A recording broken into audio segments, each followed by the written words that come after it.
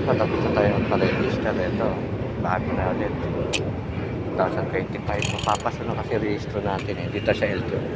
Ngayon narinig yung aeroplano. Lapit yung domestic to. Lapit sa domestic airport. Ayan o, yung LTO. Dito tayo. Ganon ito yung lugar. Ito tayo motor. Tapos na tayo, maaga tayo. Alas 7 lang, umalis na tayo. Tapos na tayo ngayon, time check, magna 9. Okay na emission, registro. Tapos na. Ito yung lugar ng LTO, domestic. Yan. Paalis na tayo. Tama-tama lang yung paggas natin. Ito yung lugar nila. Para pag punta kayo kasi sa may ano to. Pasay. Ito. Sa LTO. Painitin lang muna natin makina.